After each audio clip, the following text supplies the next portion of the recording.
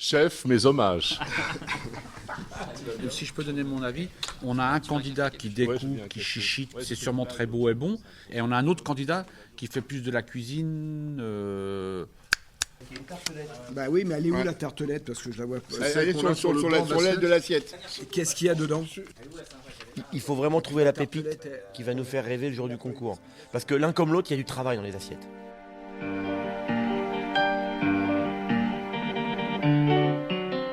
Bienvenue dans l'âme d'une maison, la maison Tétinger.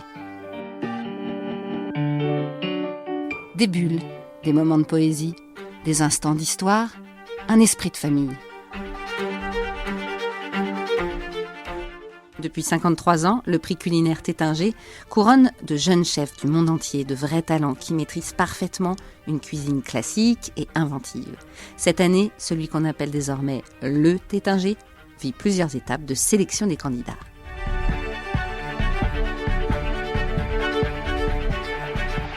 Première étape, le choix du candidat français par 6 jurés de grands chefs étoilés et présidé par Emmanuel Renaud, chef 3 étoiles du Flocon de sel et meilleur ouvrier de France 2004. Le thème de cette nouvelle formule du Tétinger, la coquille Saint-Jacques. Oui, ça va, ouais. On attend chef Briffard avec impatience, mais j'ai essayé de le tenter avec un petit lièvre là. C'est impressionnant. Écoute, c'est très marrant le rapport entre la courgette, la courge, spaghetti, tu vois, et la texture. Ouais, t'as le croquant. Là, je leur donne les grilles de notation, 8 par chef, quoi. Je suis à 8 dossiers. Alors, Tout le monde a des stylos Jean-Pierre Redon, je suis le secrétaire général du prix Tétinger depuis 10 ans maintenant. Donc, comme vous le savez, à partir de maintenant, pour cette nouvelle organisation du prix Tétinger, on va sélectionner donc aujourd'hui le candidat qui va représenter la France à la finale internationale, donc fin janvier 2020.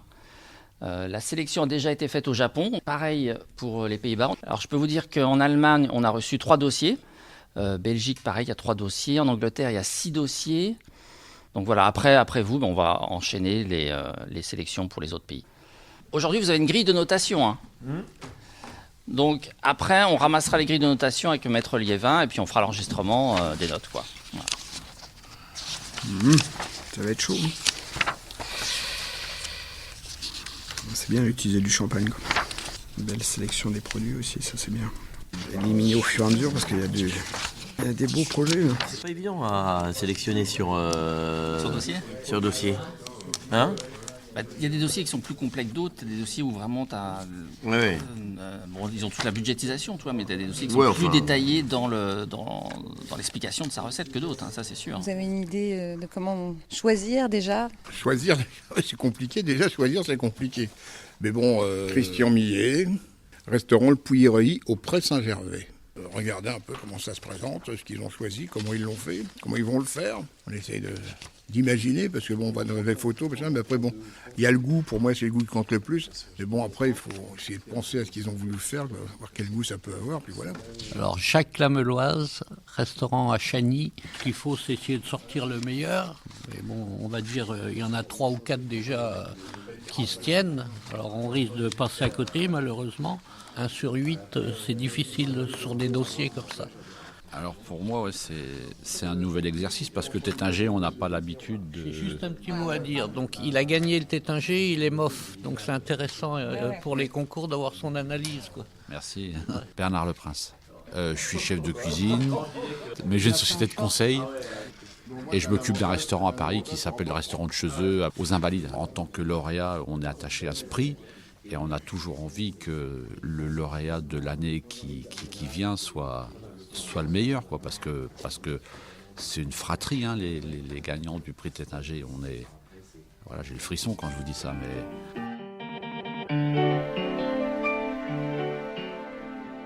Le critère, c'est déjà de regarder un petit peu, bon, la bio, c'est le parcours de chacun, mais bon, moi je vais pas trop juger là-dessus, parce que bon, c'est pas parce qu'il y a des grands noms sur le CV que déjà il était bien dans la maison, ça veut pas dire grand-chose. Et puis ce qui compte, c'est quand même de sortir quelqu'un qui va nous apporter, nous éveiller un petit peu, soit une ouverture, soit quelque chose d'un peu nouveau.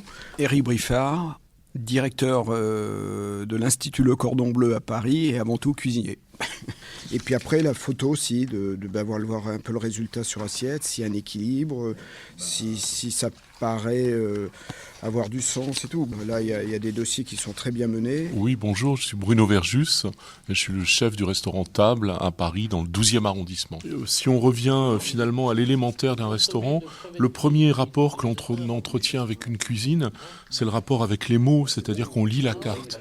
Et dans les restaurants, souvent, quand on lit la carte, soit on a envie de tout manger, soit on a envie de rien manger. Et donc dans un dossier, je pense qu'on peut aussi peut-être avoir cette première approche de dire, est-ce que ces mots me mettent en appétit? Emmanuel Renaud, chef cuisinier à mon compte à Megève et président du Tétinger depuis quelques années.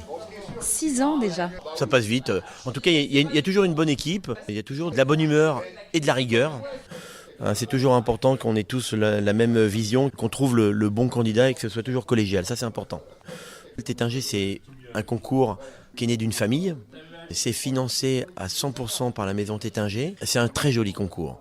Moi, j'ai eu la chance d'être finaliste pour représenter l'Angleterre il y a maintenant une 12aine d'années. C'est des belles rencontres. C'est toujours beaucoup de travail, beaucoup de recherche. Et puis, je pense que l'évolution du concours est une belle chose parce qu'on s'est mis au goût du jour. C'est-à-dire ? Disons qu'on était sur des concours plus classiques avec des pièces entières. Il y avait beaucoup de travail. Là, on a su se mettre plus dans l'esprit du restaurant, d'une mise en scène actuelle. C'est-à-dire que les personnes qui vont goûter des choses qui vont se permettre de se mettre en restaurant avec des coûts de prix de revient plus faibles. Ça sera accessible à plus de personnes. Et puis, on aura plus de spontanéité avec cette direction d'assiette.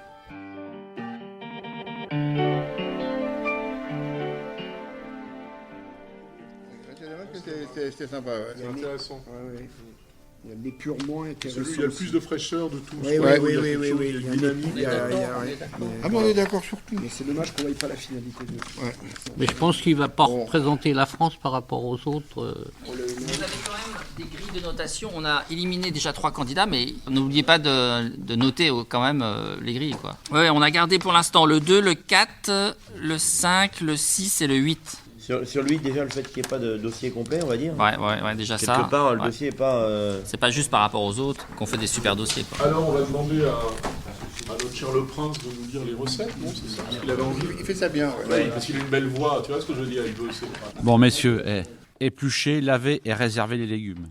Décoquiller les Saint-Jacques en prenant soin de ne pas abîmer les noix. Les mettre au sel pendant 5 minutes, rincer, réserver entre 2 torchons.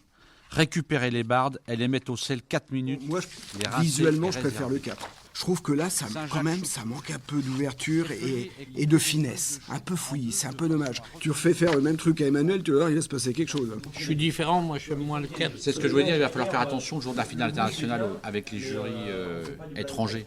Parce qu'eux, ils vont juger un visuel avant. Tu me demandes à goûter les deux, je goûte la 2, moi. Oui, mais ce que Eric a dit, c'est l'opinion d'Eric. Toi, t'as la tienne, Christian. Ouais, bien sûr. Ouais. N'oubliez pas de mettre vos noms et les numéros des candidats. Je reviens parce que t'as un petit peu... je trouve que tu as un peu lancé les débats pour un petit peu dire, voilà, il y en a un, mais il pourra évoluer, mais l'autre aussi pourra aussi évoluer dans la gourmandise aussi. Donc c'est bien de pouvoir... qu'il y ait un coach qui... Exactement, pour pas désavantager un des deux. Tenez, ma chère. Maître Liévin a traité toutes les grilles de notation des chefs. Et on va entrer dans tout simplement un programme Excel, les notes, et on va avoir immédiatement le nom du vainqueur qui représentera la France à la finale internationale pour le Tétinger. Voilà. Donc le candidat, il a 25. Oui, c'est ça. Le candidat numéro 2, il l'a à 82. Le candidat numéro 3, 30. Le 4. 79. C'est à quelle heure le déjeuner, les enfants? Jean-Pierre, techniquement, les autres candidats, tu peux pas nous dire d'où ils venaient. Ah, Jean-Pierre, on n'aurait pas mérité un petit coup de Tétinger, là? Non? Ah, quand même!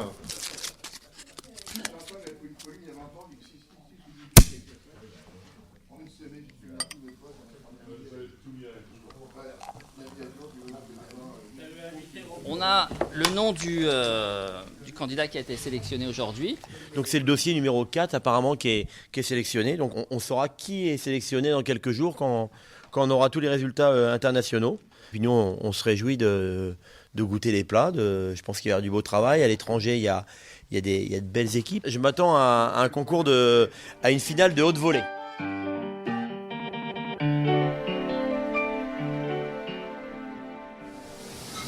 Réclame de la 20, une viande, un poisson. Réclame de la 21, une viande, un végétal. Et 2 poissons. Allez. Très longue vie à la présidente. Mon cher le prince. Voilà. La farandole des trinques. Sa santé, Bernard. Alors là, on est chez Pouliche. C'est le nouveau restaurant d'Amandine Chéniaud, qui fait partie du comité d'organisation et qui suit le prix depuis des années. Donc là, aujourd'hui, on est avec tous les chefs, y compris Bernard Leprince, grâce à qui ce nom Pouliche a émergé. Et donc aujourd'hui, on est tous là pour baptiser ce nouveau restaurant qui est merveilleux. Service, s'il vous plaît. Et les dossiers étaient vraiment différents par rapport aux autres années ou pas? Il y avait un... L'approche, Elle est complètement différente. Non, mais est-ce que vous sentez déjà bien que l'approche, le changement d'approche se traduit dans ce que... Ouais, dans les dossiers. Il y a de la liberté. Donc, ce qui était intéressant pour répondre plus complètement à ça, c'est qu'on sentait que les garçons avaient vraiment, s'étaient vraiment interrogés sur qu'est-ce que j'amène moi personnellement dans cette histoire de la Saint-Jacques. Et donc ils ont tous essayé d'avoir des narrations plus ou moins réussies, mais en tout cas ils se sont questionnés. Et c'était ça l'objectif de départ. Moi j'ai un grand regret, c'est ce candidat qui a amené une fraîcheur, une énergie qui était vraiment, je pense, celle qu'on attend pour le concours. Et ce idiot, il n'a pas été aidé ou il n'a pas bien compris, mais son dossier était complètement incomplet.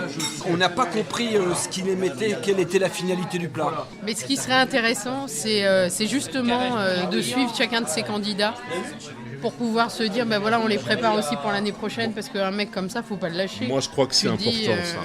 Et je pense que c'est aussi une façon, tu vois, d'envisager le concours dans l'histoire qu'on a envie de raconter. C'est-à-dire, ça sert à aider ces garçons et ces filles à devenir meilleurs et à avancer. Donc il faut les coacher. Il faudrait qu'il y ait un système de coaching comme ça important. Ouais. Mais là, je me dis, c'est une version numéro... C'est un peu le numéro 0. Et à partir de là, on va reconstruire et on va essayer d'enrichir. Vitaly, comment on prépare une journée comme ça? Ça se prépare pas, ça se pétrit. Ça fait quand même 12 années qu'on vit cette aventure. Puis un jour, on se dit, tiens, il faut changer les choses. Et c'est ce qui s'est passé l'année dernière. Et donc oui, ce jour-là, non seulement on l'a travaillé, on a travaillé beaucoup parce qu'on a quand même une responsabilité. Même d'un point de vue éthique, sont quand même des jeunes candidats qui ont déjà des vies bien remplies et qui vont passer du temps pour le concours. Donc il faut leur rendre quelque chose qui ait du sens, qui les construise, qui les serve dans leur carrière. Le fait que ce soit une famille qui soit au service d'un prix, ça veut dire qu'il y a une pérennité, ça veut dire qu'on se projette loin dans le temps, qu'on ne met pas de pression, qu'on n'en attend pas tellement de retour. On veut juste servir quelque chose qu'on aime, c'est-à-dire la bonne gastronomie, se faire plaisir à table et faire en sorte qu'il y ait des jeunes qui s'engagent aussi dans ces métiers qui sont extrêmement difficiles. C'est vrai, vous avez tous des vies de fous, mais non, nous on est ravis d'être là pour aimer les chefs.